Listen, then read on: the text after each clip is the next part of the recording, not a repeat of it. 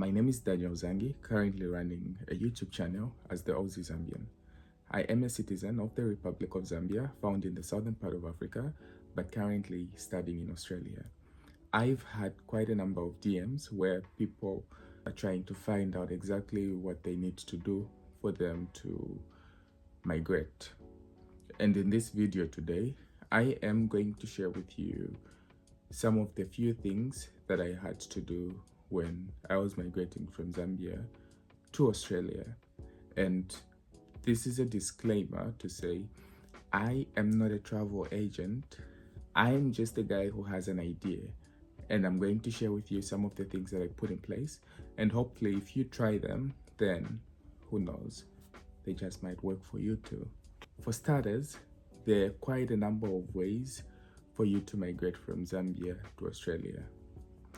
Number one, it could be through you getting yourself a student visa. Second, it could be through getting a working visa. Four, it could be through a partner visa. I don't know what you call it exactly, but this is when you get married to someone from this part of the world and you get those privileges. And four, we could say there is one where you put in an expression of interest with the Australian government, and then if they look at your skills and come to say your qualifications and your experience falls under those that are in demand over here, then you could be given that opportunity to come to Australia. So those are the first few ways that I'm going to share with you. And so given those ways, things that you need to put in place, I'm going to talk much on the student visa because that's what I have, right? So given that, what you need to have in place is, number one, you need to get your IELTS done. Go to British Council along Katimamulilo Road, Sunshare, Palia. Next, get your IELTS done, because without your English test results, there's nothing that you're gonna do. So you better have your IELTS done. Secondly, you need to do your medicals just to make sure that the person that's leaving the country or is getting into another country is medically fit. You do not have any conditions. So medicals. Third, you need to get a police clearance, and those are the first things that are coming to mind. But as I keep talking, obviously maybe more is gonna come up. So for you to travel on a student visa, get your IELTS done, police clearance, you need to get your medicals done. Upon doing so, you now need to find an institution that you would like to study at in the country of your choosing.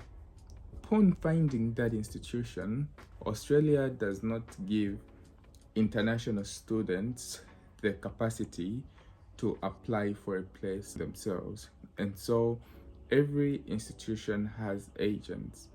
So upon identifying an institution, you now need to go through an agent for you to get a place at that institution.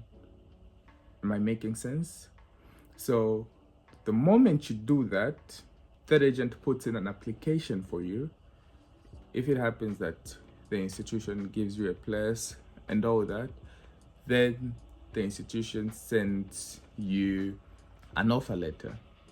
And that's now up to you to either accept or deny the offer. If you accept the offer, well and good. You gotta pay your fees.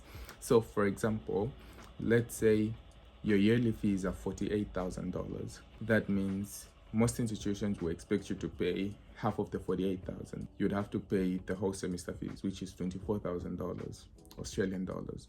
So the moment you pay that 24K, you accept that offer letter, then the institution will now send you a confirmation of entry.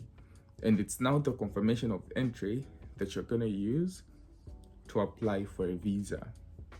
Now when it comes to the visa application, there is quite a number of things that you need to have in place. Number one, ties to your home country. As you are coming here, the government needs to know to say, you are coming here for educational purposes and you're gonna go back home. You understand? We come to Australia, study, we go back home, we improve where we come from. So ties to your home country. They just wanna be sure to say your reasons of coming to this country are genuine. Am I making sense? So ties to your home country, and that falls under, is it SOP? Yeah. So for your visa application, you need that, and just need bank statements. This is to show that the person applying has enough resources for them to support themselves while studying and living in Australia. Bank statement, and the bank statement needs to have quite enough money in it. And again, I'm not a migration agent or whatever. I'm just a guy who has an idea. Don't take what I'm saying as the gospel truth. The best you can do is listen to what I'm saying and do a little bit of research. Do a little bit more of research and you will be enlightened. So bank statement, you need to have these documentations that show the ties to your home country, and the moment you have all the documentation in place, so you can look at the Australian government website and then you will find all, they basically outline everything that you need, and that will help you. And if everything's okay, good, chances are that you might be given the visa. And currently the student visa is costing about $1,800, so that's quite something. And also, for those of you who are migrating, who are trying to migrate through work and stuff like that, in Australia, most employers advertise for jobs through websites like Indeed or Seek. So you can go to your Google, type up indeed.com.au or seek.com.au, and then open up the website. Then as you look up for jobs on those sites, you need to put in specific key details like sponsored visa or something like that. You understand? Find the job that best fits your qualification and apply. As they say, all you can do is try. Put in your application, and then if it happens that you're given a job by that company, that's easier because that company literally pays for everything that you, because they're sponsoring your migration. So that's one of the most comfortable ways to migrate. You don't have much issues going on, so the visa sponsored. And so far that's all that's come to mind. I'm not sure if this video was helpful, but I hope it's given you some slight enlightenment on the few things that you need to have in place. I might be doing a whole 30-minute video in the coming weeks where I will literally break it down for you step by step.